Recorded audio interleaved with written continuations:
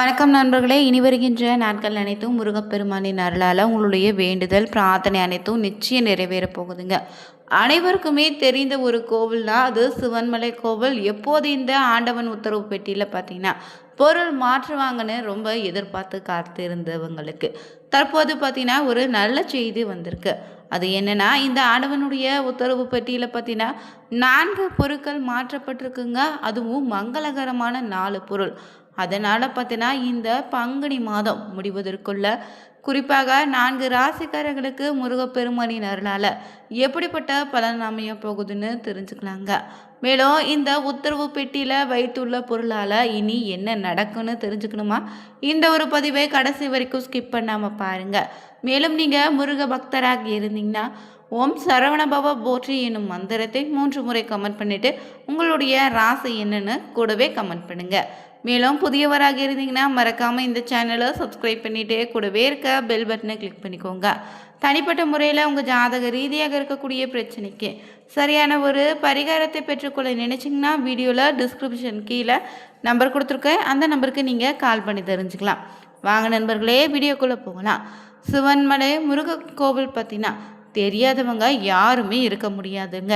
இங்குள்ள ஆண்டவருடைய உத்தரவு பெட்டியில் வைக்கக்கூடிய பொருட்கள் முருகப்பெருமானாலே சொல்லப்படுவதால இதில் என்ன பொருள் வைப்பாங்க, அதனால் என்னென்ன விளைவுகள் ஏற்படுன்னு தெரிஞ்சுக்கொள்ள எப்போதுமே அனைவருக்கும் ஆர்வம் அதிகமாக தான் இருக்குது. அப்படி அனைவருடைய ஆர்வத்தை தூண்டும் வகையில் பார்த்திங்கன்னா 4 மாதங்கள் கழித்து பார்த்திங்கன்னா ஆண்டவன் உத்தரவு பெட்டியில் கிட்டத்தட்ட 5 மாதங்கள் கூட சொல்லலாம் புதிய பொருள் மாற்றிருக்காங்க. அது என்னென்னு தான் இந்த வீடியோ பதிவில் நம்ம பார்த்துட்ருக்கோம்.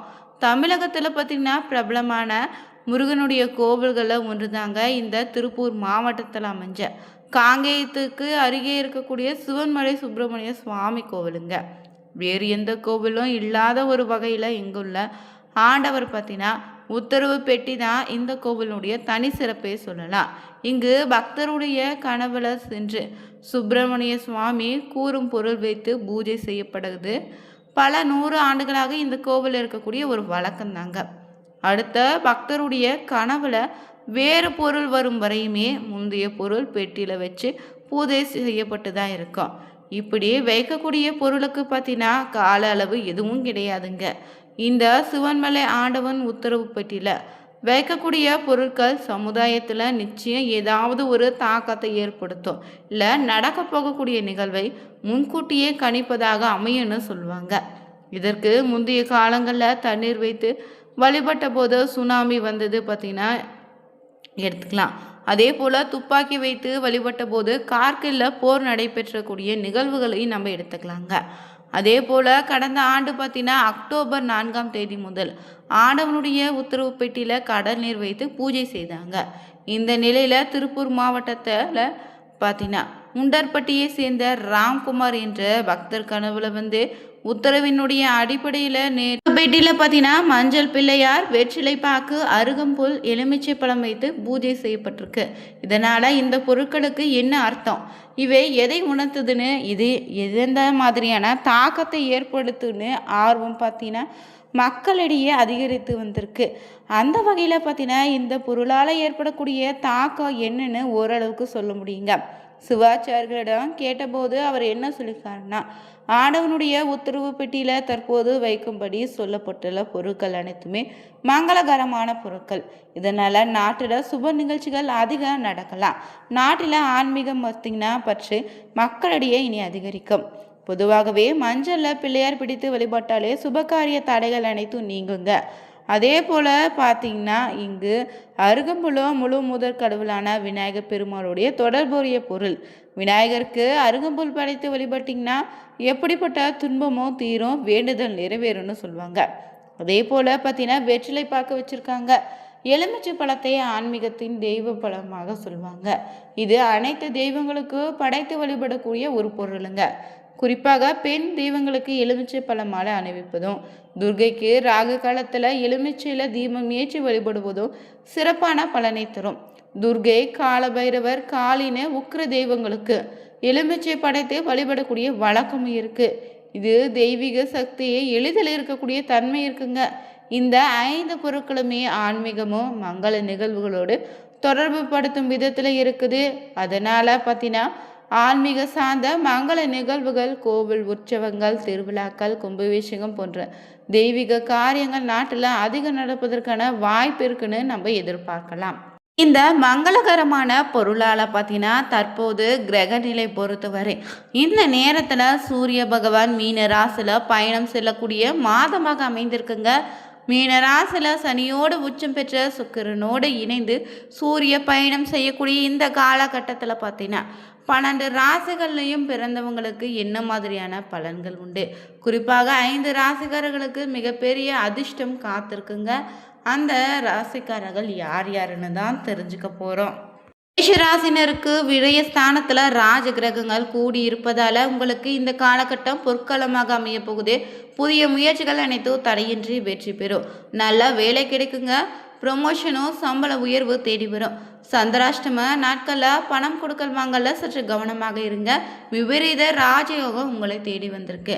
அடுத்ததாக ரிஷபராசி நண்பர்களுக்கு லாபஸ்தானத்தில் பயணம் செய்யக்கூடிய சூரியனும் சனியால் பண வருமானம் இனி அதிகரிக்கும்.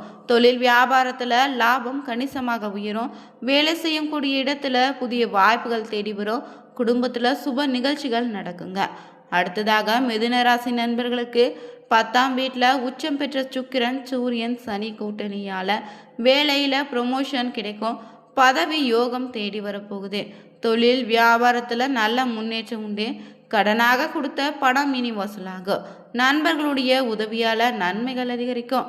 அடுத்ததாக கடகராசி நண்பர்களுக்கு பார்த்தீங்கன்னா அஷ்டமச்சனியின் தாக்கத்தில் இருந்து விடுபட்ட கடகராசிக்காரர்களுக்கு பாக்கியஸ்தானாதி பயணம் செய்யக்கூடிய ராஜ கிரகங்களினால் உங்களுக்கு ஆன்மீக பயணம் செல்வீங்க. வருமானம் அதிகமாக இருந்தாலும் கூடவே செலவுகளை அதிகரிக்க வாய்ப்பு இருக்கு. எனவே கொஞ்சம் கவனமாக இருங்க. வியாபாரம் தொழிலில் புதிய முதலீடுகள் கவனத்தை பெறலாம். அடுத்ததாக சிம்மராசி நண்பர்களுக்கு இந்த நேரத்தில் ராசிநாதன் சூரியன் உச்ச பெற்று சுக்கிரன் சனியோடு பயணம் செய்வதால் விபரீத ராஜயோகத்தை அனுபவிக்க போகிறீங்க. தொட்டதெல்லாம் இனி பொண்ணாகக்கூடிய காலம்தாங்க உங்களுக்கு. புதிய முயற்சிகளை வெற்றி உண்டு. நீண்ட நாள் ஆசைகள் இனி நிறைவேறும். அடுத்ததாக பார்த்தீங்கன்னா கன்னிராசி நண்பர்களுக்கு 7ஆம் வீடான களத்திர ஸ்தானத்தில் ராஜ கிரகங்கள் கூடியிருப்பதால் வேலை செய்யக்கூடிய இடத்துல உங்கள் திறமைக்கு ஏற்ப அங்கீகாரம் கிடைக்கும். நீங்கள் பார்த்தீங்கன்னா உங்களுக்கு கணவன் மனைவிக்கு இடையே ஏற்பட்டு இருந்த கருத்து வேறுபாடுகள் நீங்கும். அடுத்ததாக துலாம் ராசி நண்பர்களுக்கு இந்த நேரத்தில் 6ஆம் வீட்டில் ராஜ கிரகங்களுடைய கூட்டணி இருப்பதால் நோய்கள் நீங்கும். ஆரோக்கியம் மேம்படும். வீட்டில் தம்பதியர் இடையே இருந்து வந்த விரிசல் நீங்கி ஒற்றுமை அதிகரிக்கும். அடுத்ததாக விருச்சிக ராசி நண்பர்களுக்கு பார்த்தீங்கன்னா 5ஆம் வீட்டில் ராஜ கிரகங்கள் கூடியிருப்பதால் பிள்ளைங்களுடைய வாழ்க்கையில் முன்னேற்றம் உண்டு. சுப காரிய தடைகள் நீங்கும். இரவு நேரத்தில் காரமான உணவுகளை தவிர்த்துக்கோங்க. தேவையற்ற விவாதங்களை தவிர்ப்பது அமைதி தரும். உடல் ஆரோக்கியத்தில் கொஞ்சம் கவனமாக இருக்கணும். அடுத்தபடியாக தனுசு ராசி நண்பர்களுக்கு 4ஆம் வீடான சுகஸ்தானத்தில் சூரியன் சனி உச்சம் பெற்று சுக்கிரனு இணைந்து பயணம் செய்வதால் இந்த நேரத்தில் உங்களுக்கு வண்டி வாகன சேர்க்கை உண்டாகும். நிலம் சொத்து தொடர்பான விவகாரங்களில் உங்களுக்கு சாதகமான சூழல் உண்டாகும். அடுத்ததாக மகர ராசி நண்பர்களுக்கு பார்த்தீங்கன்னா சனி பகவானுடன் முயற்சி ஸ்தானத்தில் சூரியன் உச்சம் பெற்ற சுக்கிரன் இணைவது சிறப்புங்க. குழந்தைகளுடைய கல்வி மற்றும் முன்னேற்றத்திற்கு நல்ல செய்தி வருங்க. வியாபாரத்தை தொழிலில் இருந்து வந்த போட்டிகள் நீங்கும். பணம் பல வழிகளும் உங்களுக்கு இந்த நேரத்தில் வந்து சேரும். அடுத்ததாக கும்பராசி நண்பர்களுக்கு பார்த்தீங்கன்னா சூரியன் சுக்கிரன் சனி இணைந்திருப்பது ரொம்ப சிறப்பான பலனை தருங்க. பணப்புழக்கம் இனி சீராக இருந்தாலும் சேமிப்பில் கவனம் செலுத்தணும். உங்கள் பேச்சில் நிதானம் தேவை. வாக்கு கொடுத்து மாட்டிக்காதீங்க. ராசியில் பயணம் செய்யக்கூடிய ராகுவினால் ராஜயோகம் தேடி வரும். அடுத்தபடியாக பார்த்தீங்கன்னா இறுதியாக இருக்கக்கூடிய மீனராசி நண்பர்களுக்கு உங்களுக்கு சூரியன் இணைந்து பயணம் செய்வதால் ராஜயோகம் தேடி வந்திருக்கு. உங்களுடைய தைரியம் தன்னம்பிக்கை அதிகரிக்கும். வாழ்க்கையை போர்க்களமாக இருந்த நிலை இனி மாறும். அதே போல் பணம் பல வழிகளை உங்களை தேடி வரப்போகுதுங்க. இந்த பதிவில் சிவன்மலை முருகப்பெருமானினுடைய அருள்வாக்கால 5 ராசிக்காரர்களுக்கு யார் யார் ராஜயோகம்னு தெரிஞ்சுக்கொண்டோம். மேலும் உங்களுடைய நீண்ட நாள் கனவு நிறைவேற வேண்டும்னா தவறாமல் பார்த்தீங்கன்னா 6 வாரங்கள் செவ்வாய்க்கிழமையில் மாலை நேரத்தில் முருகன் கோவிலுக்கு சென்று 6 நெய் விளக்கு ஏற்றி முருகப்பெருமானை தொடர்ந்து வழிபட்டு வாங்க. நிச்சயம் உங்களுடைய வேண்டுதல் நிறைவேறும். இந்த வீடியோ உங்களுக்கு பிடிச்சிருந்தா லைக் பண்ணுங்கள், ஷேர் பண்ணுங்கள், கமெண்ட் பண்ணுங்கள். மறக்காமல் சேனலை சப்ஸ்கிரைப் பண்ணிவிட்டு கூடவே இருக்க பெல் பட்டனை கிளிக் பண்ணிக்கோங்க. அனைவருக்கும் நன்றி நண்பர்கள்.